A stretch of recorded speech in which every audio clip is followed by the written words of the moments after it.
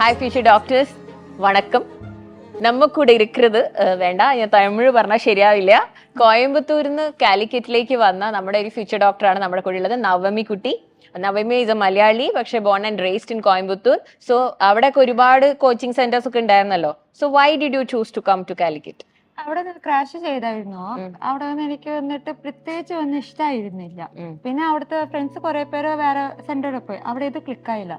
പിന്നെ വന്നിട്ട് എന്റെ ഫ്രണ്ട് ചേച്ചി വന്ന് സൈലത്ത് കോഴിക്കോടില പഠിച്ച ആ ചേച്ചിന്റെ ചോദിച്ചു, ഫോൺ വെച്ചിട്ട് ചേച്ചി എങ്ങനെ ഉണ്ട്, കൊള്ളാം, സൂപ്പർ ആയിട്ടുണ്ട്, കോയമ്പത്തൂർ ഇവിടെ കൊള്ളായിരുന്നു. അങ്ങനെ പറഞ്ഞപ്പോൾ വന്നിട്ട് ഇവിടെ അഡ്മിഷൻ ഞങ്ങൾ ഇട്ട. So what motivated you to prepare for this exam? എനിക്ക് വന്നിട്ട് എന്റെ ഫാമിലിയിൽ ഡോക്ടേഴ്സ് ആരും ഇല്ല. അത് വന്നിട്ട് കുഞ്ഞു വയസ്സിൽ അച്ഛനമ്മ പറയും, നീ വന്നിട്ട് ആദ്യം ഡോക്ടറാകും നമ്മുടെ ഫാമിലിയില്. അങ്ങനെ കുഞ്ഞിനെ പറഞ്ഞു വന്നിട്ട് ഒരു ഇതുണ്ടായിരുന്നു, നമ്മൾ ആകണം. അങ്ങനെ അവർക്ക് ആഗ്രഹം ഉണ്ടായിരുന്നു. മോൾക്ക് ആഗ്രഹം ഉണ്ടോ? എനിക്കുണ്ട്. ഓക്കെ.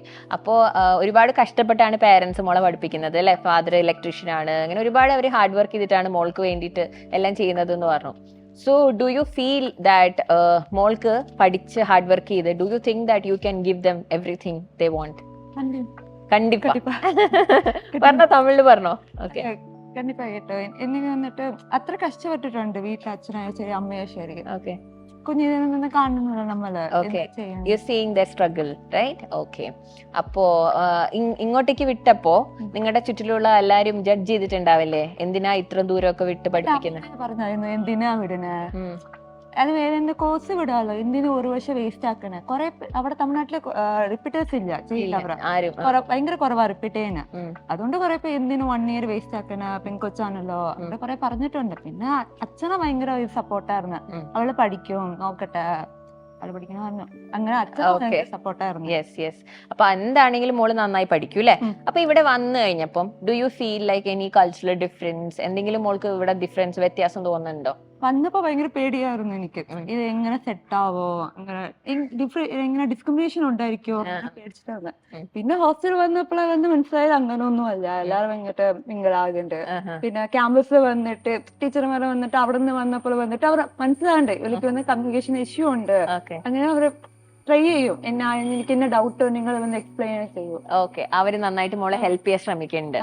ഓക്കെ. പിന്നെ ഹൈബ്രിഡ് സിസ്റ്റം, അതിനെ കുറിച്ച് മുമ്പ് അറിയായിരുന്നോ? അറിയായിരുന്നു. ഇവിടെ അഡ്മിഷന് മുമ്പ് വന്നിട്ട് റിസർച്ച് ചെയ്തിട്ടാ വന്നത്.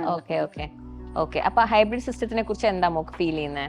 ഈസി ആയിട്ടുണ്ട്. എനിക്ക് വന്നിട്ട് ഒരു ടോപ്പിക് വന്നിട്ട് നമ്മൾ വന്ന് സ്കൂൾ പഠിക്കുന്ന സമയത്ത് വന്ന് ടീച്ചർ ഒരു സമയത്ത് ക്ലിക്ക് ആയെങ്കിൽ യൂട്യൂബിൽ പോയിട്ട് നമ്മൾ കാണും. അത് ഒരു ടീച്ചർ 2-3 ടീച്ചർ കാണുമല്ലോ, ഇത് ക്ലിക്ക് ആകണം. അങ്ങനെ അതേപോലെ ഇവിടെയാണെന്നും ഇവിടെ വന്നിട്ട് ഹൈബ്രിഡിൽ വന്നിട്ട് വീഡിയോ ഓൺലൈൻ കാണും, അല്ലെങ്കിൽ ചെറിയ മാറ്റർ മനസ്സിലാവായിരിക്കും. അത് വന്നിട്ട് ഓഫ്ലൈനിൽ കേൾക്കുമ്പോൾ നമുക്ക് മനസ്സിലാവും. ഓക്കെ. സോ ഇവിടെ ആ ഓപ്ഷൻ ഉണ്ട് അല്ലെ, ഒരേ subject from different teachers you are learning, correct? അതായത് ഓരോ ചാപ്റ്ററും നിങ്ങളെ പഠിപ്പിക്കുന്ന വേറെ ടീച്ചേഴ്സ് ആയതുകൊണ്ട് that benefit is there. And also 1 day online 1 day offline, അത് മോൾക്ക് ഈസി ആയി തോന്നുന്നു. ഒരു ടോപ്പിക് വന്നിട്ട് ഇച്ചിരി പോർഷൻ എന്നാലും വന്നിട്ട് 2 ദിവസം ഇരിക്കുമ്പോൾ നമുക്ക് വന്ന് പഠിക്കാൻ ഈസി ആയിട്ടിരിക്കും. ഓക്കെ. പിന്നെ DPPs ഒക്കെ നമ്മുടെ സ്റ്റഡി മെറ്റീരിയൽ ഒക്കെ യൂസ് ചെയ്യുന്നുണ്ടോ? I you able to follow? അത് പഠിക്കാൻ പറ്റുന്നുണ്ടോ? ക്വസ്റ്റ്യൻസ് ചെയ്യുമ്പോ എങ്ങനെയുണ്ട്? ഫസ്റ്റ് വന്നിട്ട് കാണുമ്പോൾ ഇച്ചിരി കഷ്ടമായിട്ട് എന്തെങ്കിലും ഒന്ന് JEE ക്വസ്റ്റ്യൻസ് കൊണ്ട് വന്നിട്ട് ഫെമിലിയർ അല്ല. പിന്നെ വീഡിയോ കണ്ടപ്പോൾ വന്നാൽ ഇത്രേ ഉള്ള സംഭവം, അങ്ങനെ സിമ്പിൾ ആയിട്ട് ചെയ്യാൻ പറ്റുന്നുണ്ട്. ആൻഡ് ഓൾസോ എനിക്ക് ചോദിക്കാനുള്ളത്, നിങ്ങളിപ്പോ കുറെ ടെസ്റ്റ് എഴുതിയില്ലേ, കുറെ എക്സാം എഴുതി. So how do you feel about your progress?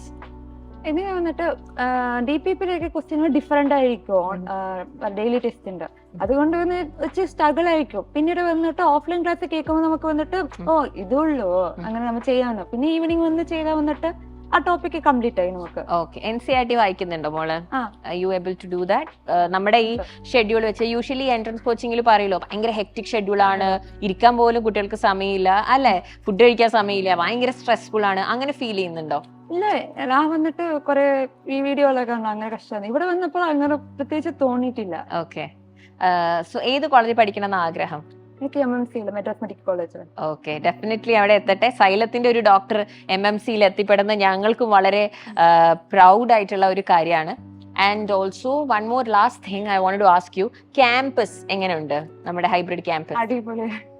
അന്നപ്പോൾ ഭയങ്കര ഇതായിരുന്നു, എങ്ങനെയായിരിക്കോ ഞാൻ ഒന്നും അറിയത്തില്ലല്ലോ, അവിടെ നിന്ന് വന്നിട്ട് കംപ്ലീറ്റ് ഡിഫറെന്റ് ആയി. ഐ ഹോപ്പ് എല്ലാം everything works out for you. നല്ലപോലെ പഠിക്കട്ടോ, നല്ലപോലെ ഹാർഡ് വർക്ക് ചെയ്യുക. All the very best.